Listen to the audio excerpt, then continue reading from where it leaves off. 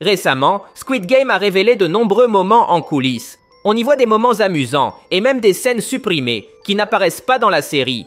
Nous allons voir tout cela ici. Aujourd'hui sur Charlie et Tal, nous allons analyser ces vidéos et je vais vous raconter des détails intéressants sur la série. Prêts? Commençons.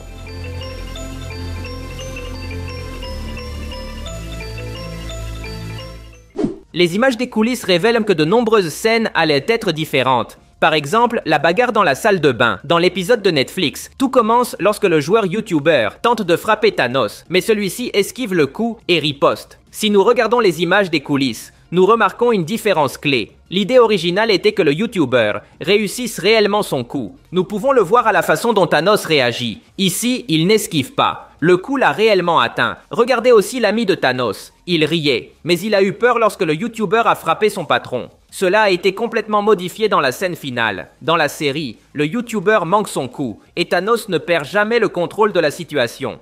Dans cette même scène de la salle de bain, il y a un moment où Thanos jette le YouTuber au sol. Ici, nous pouvons remarquer quelque chose d'intéressant. Aucun des deux acteurs n'utilise de doublure cascade. Donc l'acteur Choi Seong-yoon fait tout son possible pour protéger son partenaire de la chute. Si nous regardons le premier lancer, il tient sa tête pour éviter qu'elle ne touche le sol. Seul son corps tombe et sa tête reste en l'air. Ils ont refait la prise ici. Et lors du second lancer, l'acteur place sa main sous la tête du YouTuber.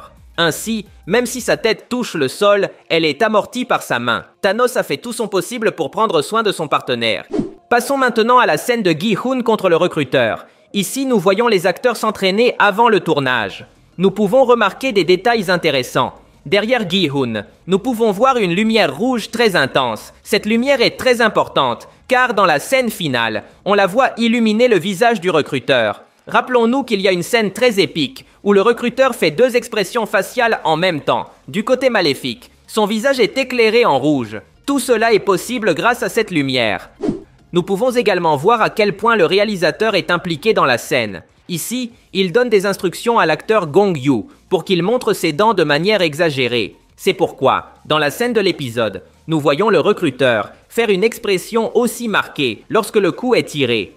Nous avons des images des coulisses du moment épique où le frontman frappe Thanos. Nous pouvons également voir quand le leader donne un coup de pied au joueur 124. Voici quelque chose d'intéressant. Nous voyons comment l'acteur Lee Byung-hun donne des instructions à son partenaire pour qu'il puisse esquiver le coup. Mais apparemment, il n'a pas réussi à l'éviter complètement. Plus tard, nous voyons l'acteur avec la cheville exposée. Nous le voyons même la frotter. Il a probablement reçu une partie du coup, ou peut-être que sa jambe s'est fatiguée à force d'esquiver. Dans tous les cas, il est clair que cela l'a affecté. En poursuivant avec cette même scène, il y a un détail supplémentaire. Comme vous le savez probablement, tous les acteurs ont des doublures cascades. Ici, nous pouvons voir la doublure cascade de Thanos. Il est facile à reconnaître grâce à ses cheveux violets. Nous le voyons ici pendant que tout le monde célèbre. Mais honnêtement, il ne ressemble pas du tout à l'acteur. Dans le jeu du pentathlon, Thanos rencontre Min-soo et lui fait un salut plutôt amusant. Grâce aux images des coulisses, nous pouvons voir que c'est le réalisateur de la série qui a inventé ce salut. Dans cette vidéo, il l'enseigne à l'acteur qui joue Thanos. Grâce aux vidéos des coulisses, nous savons que de nombreuses scènes ont été supprimées de la série.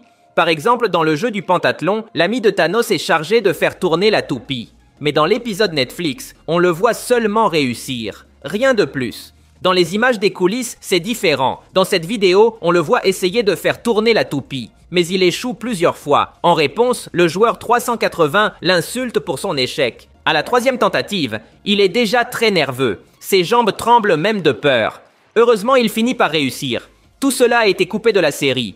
Peut-être que la partie la plus importante était le moment où le joueur 380 l'insultait. La scène établissait qu'à partir de ce moment, il y avait déjà un certain conflit entre les deux joueurs. C'est très pertinent, étant donné que ce gars finirait par tuer la fille à la fin de la saison. Avec la scène supprimée, il est plus logique de comprendre pourquoi il lui en voulait. Dans le jeu du pentathlon, il y a une scène où le joueur 120 gifle la chamane. La scène semble très réaliste, et c'est parce que la gifle était bien réelle. L'acteur Park Sung-hoon, qui joue le joueur 120, l'a expliqué dans des interviews. Selon lui, l'idée originale était que la gifle existe, mais qu'elle soit douce. Malheureusement, l'acteur a mal calculé et a frappé plus fort que prévu. Dans les images des coulisses, on peut voir une vidéo de l'actrice mettant de la glace sur sa joue. Le coup lui a vraiment fait mal. L'acteur s'est excusé de nombreuses fois pour cette erreur et s'est senti très mal à cause de cet accident. Dans cette scène, Gi-hun doit jouer au Jeegi, ce qui signifie qu'il doit jongler avec cet objet plusieurs fois en l'air. La plupart des jongles sont en fait réalisés par l'acteur Lee Jung-jae. Cependant, parfois, un membre de la production aide en lançant l'objet par en dessous. Le caméraman ne filme que la partie supérieure de Gi-hun. Donc avec l'aide de cette personne, ils ont créé l'illusion que Gi-hun jonglait réellement avec l'objet à chaque fois. Parlons d'une autre scène coupée. Dans l'épisode de Netflix, on peut voir le joueur 246 jouer au gongi pour son équipe. Mais la scène ne dure que quelques secondes et ne montre que le moment où il réussit l'épreuve. Dans les images des coulisses, la scène est plus longue. On peut voir que le joueur 246 échoue lors de sa première tentative. Si nous faisons attention, nous remarquerons comment les pièces du gongi s'envolent et comment ses coéquipiers sont frustrés contre lui. Même la femme à côté de lui donne des coups. Rien de tout cela n'est apparu dans la série. Aussi, dans l'épisode de Netflix, il nous montre le moment où toute son équipe franchit la ligne d'arrivée. Cette vidéo est très courte. Ils franchissent simplement la ligne d'arrivée. Et c'est tout. Dans les images des coulisses, la célébration dure beaucoup plus longtemps et comprend un autre détail. La célébration est interrompue lorsque les gardes commencent soudainement à tirer. Tout le monde dans la scène est effrayé. Même les joueurs en arrière-plan s'accroupissent. Je n'ai aucune idée de pourquoi les gardes ont tiré. Peut-être était-ce pour calmer tout le monde. Nous ne le saurons jamais, car cela n'a pas été inclus dans la série.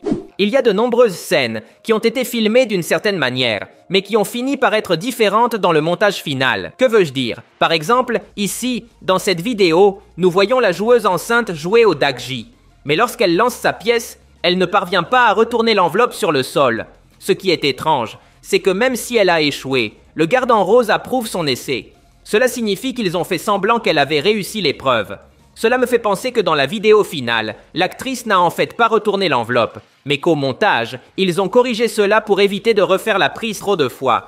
La même chose se produit avec Young Bae dans la scène du lancer de pierre. Dans la série, il ne montre que le moment où il fait tomber la pierre dès sa première tentative. Mais dans les images des coulisses, on peut voir que son lancer a en réalité échoué. Et pourtant, le garde a quand même approuvé son essai. On voit même comment les acteurs célèbrent et commencent à s'éloigner. Sûrement au montage, ils ont ajusté la scène pour qu'on ne remarque pas qu'il avait échoué. Enfin, allons à la scène de la rébellion de Gi-hun. À plusieurs moments, on peut voir qu'il y a des murs bleus en arrière-plan. Dans d'autres vidéos, j'ai déjà expliqué que cela est fait pour ajouter des décors en post-production. De cette manière, ils craignent l'illusion que cette scène se déroule dans un cadre en hauteur, avec plusieurs étages. Ici, nous avons un détail intéressant. Dans cette scène, le joueur 120 et le joueur 246 se cachent ensemble. Si nous regardons attentivement le mur, quelqu'un tire des balles remplies de poudre. Pourquoi cela se produit-il? Eh bien, c'est parce que, dans ces scènes, un membre de la production est armé d'un pistolet spécial. Ce pistolet peut tirer des balles de poudre qui tachent sur les murs. Cela sert à plusieurs choses. Tout d'abord, cela permet aux acteurs de ressentir comme s'il y avait de vraies balles dans l'environnement. Cela aide beaucoup pour leur jeu d'acteur. Par exemple, ici, le joueur 120 voit la poudre et cache son visage. Cela ajoute beaucoup de réalisme aux scènes. Mais la poudre sert aussi à marquer les murs. Plus tard, au montage, ils peuvent ajouter des impacts de balles aux endroits où la poudre est tombée. C'est tout pour aujourd'hui. Si vous avez aimé la vidéo, cela m'aiderait beaucoup que vous laissiez un like. Ce serait légendaire. De plus, n'oubliez pas de vous abonner pour voir plus de vidéos comme celle-ci. Merci de m'avoir écouté. Je m'appelle Charlie et on se voit dans le futur.